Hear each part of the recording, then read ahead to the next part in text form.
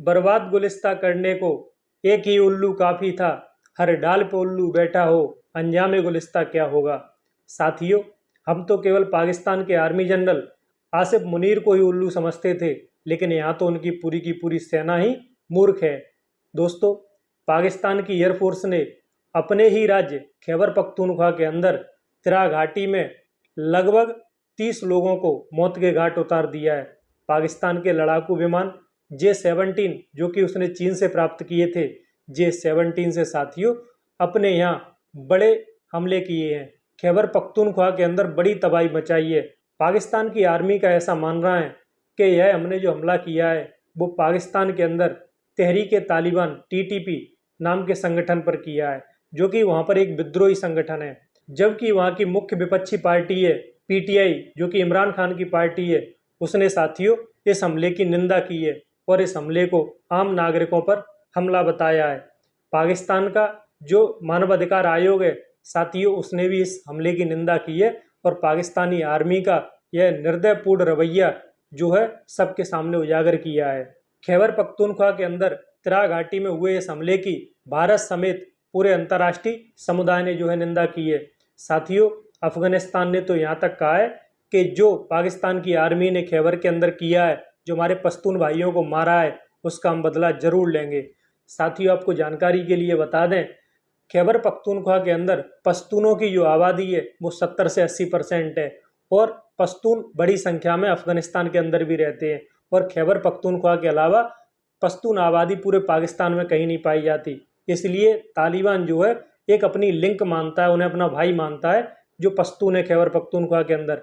अब पाकिस्तान की आर्मी का उन पर किया हुआ हमला तालिबान के अंदर गुस्सा और रोष को जन्म देता है। साथियों, माना यह भी जा रहा है कि पाकिस्तानी आर्मी पूर्वी पाकिस्तान और अब के बांग्लादेश की तर्ज पर यह अन्याय और अत्याचार बलूचिस्तान और खैबर पख्तूनख्वा के अंदर कर रही है।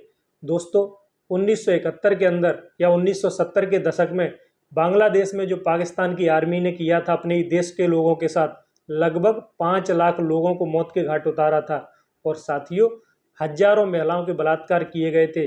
कई मासूम बच्चों को सीधे सीधे जिंदा दफना दिया गया था। इतना बुरा हाल देखकर हमारी प्रधानमंत्री इंदिरा गांधी ने बांग्लादेश के अंदर एक मुक्ति वाहिनी बनाई और बांग्लादेश को आज़ाद करवाया और वहाँ के सबसे बड़े नेता शेख मुजीबुर रहमान को वहाँ का प्रधानमंत्री नियुक्त करवाया। जिस तरीके से साथियों पूर्वी पाकिस्तान के लोग आर्थिक गैरबराबरी और सामाजिक विषमता के शिकार थे और इसीलिए साथियों उन्होंने बांग्लादेश का निर्माण करवाया, उसी तर्ज पर साथियों खैबर पख्तूनख्वा और बलूचिस्तान का निर्माण हमें देखने को मिल सकता है।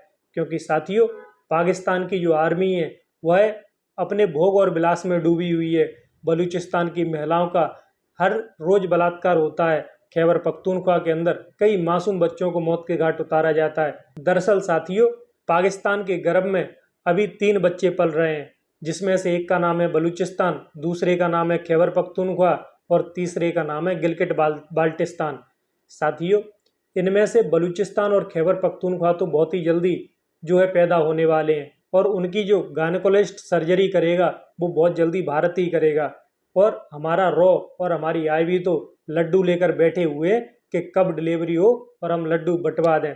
साथियों अफगानिस्तान तो यहाँ तक आमदा है कि वो पेट फाड़कर जो है चीरा लगाकर इन बच्चों की डिलीवरी करवाना चाहता है, क्योंकि पश्तूनों के साथ खैबर पख्तूनख्वा के अंदर जो अन्याय अत्याचार हो रहा है अफगानिस्तान का तालिबान अब उसे और सहने के लिए तैयार नहीं है। लेकिन भारत फिर भी कह रहा है कि अभी हमें डिलीवरी का वेट करना चाहिए, हमें बहुत जल्दी खैबर पख्तूनख्वा और बलूचिस्तान के रूप में पाकिस्तान से 2 नए टुकड़े देखने को मिलेंगे। इसलिए साथियों भारत अभी वेट एंड वॉच की स्थिति में है और पाकिस्तान जिस तरीके से अपने लोगों पर अत्याचार कर रहा है वह साथियों दिन दूर नहीं है कि हमें बहुत ही जल्दी ये खुशखबरी मिले कि पाकिस्तान के 3 टुकड़े हो चुके हैं। क्योंकि साथियों पश्तून तो जो TTP है वहाँ की तहरीक-ए-तालिबान पाकिस्तान खैबर पख्तूनख्वा के अंदर, वो साथियों बहुत ही जल्दी आज़ाद होना चाहते हैं।